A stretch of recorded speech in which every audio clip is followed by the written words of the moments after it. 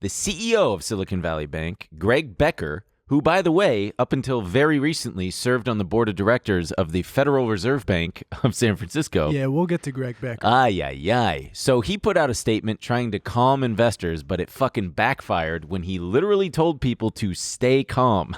Nothing like keeping everyone calm by screaming, "Stay calm! Stay calm You during guys a call." are freaking out. And on Thursday, the stock dropped a precipitous 60%. He also couldn't assure people that this would be the only capital raise they would need to do. And by the end of Thursday, $42 billion worth of deposits were withdrawn. Silicon Valley Bank had a negative cash balance of $958 million.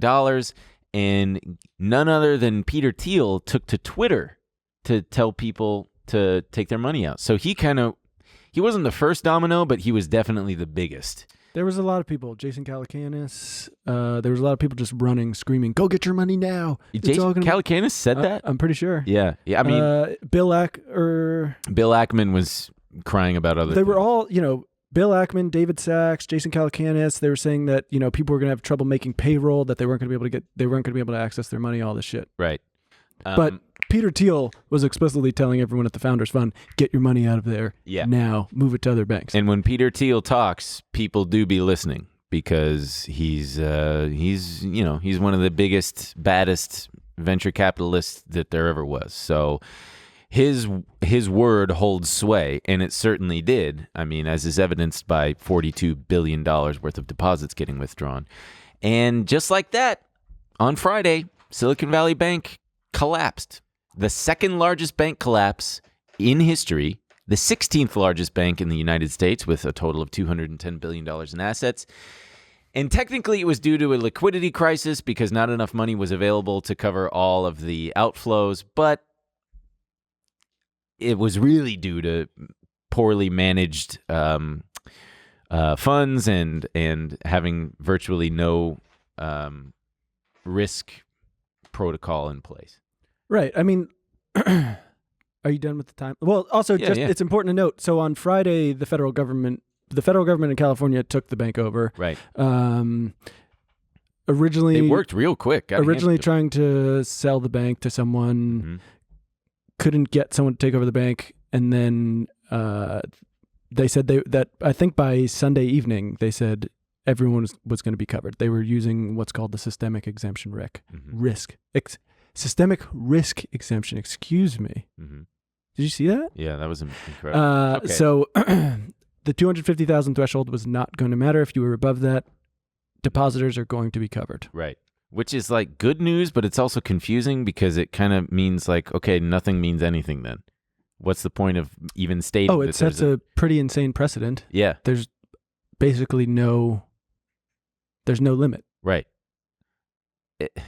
Yeah.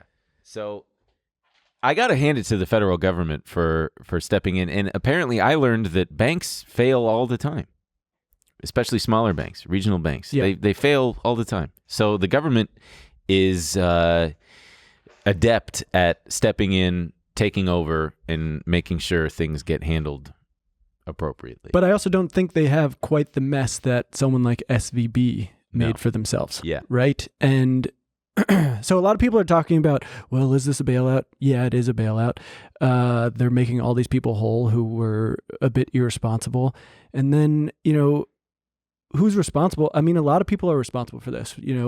Greg Becker, CEO of Silicon Valley Bank, Silicon, doesn't matter. Silicon.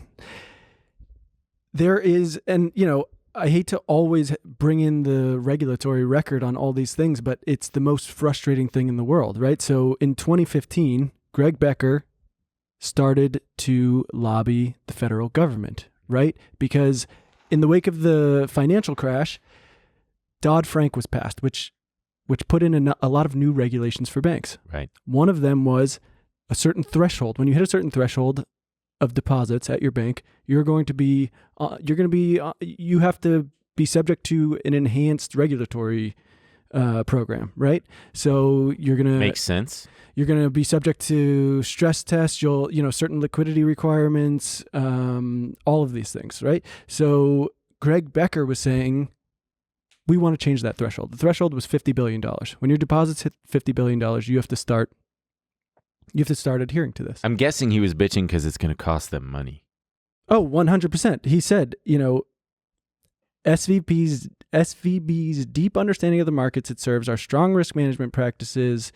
Becker argued that this bank would soon reach $50 billion in assets, which under the law would trigger enhanced prudential standards, including more stringent regulations, stress tests, and capital requirements for his and other similarly sized banks. Becker insisted that $250 billion was a more appropriate threshold.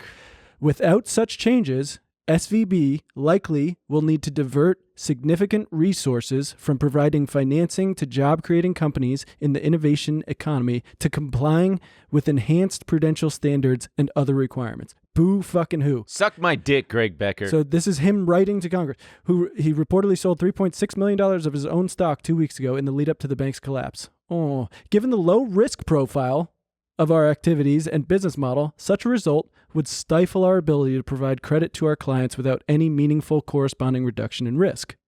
Okay? So this is 2015. So he's saying that all of these things wouldn't do shit for their risk management. No, that's not what he's saying. Well, no, that's what, he's saying that these additional steps wouldn't enhance our risk.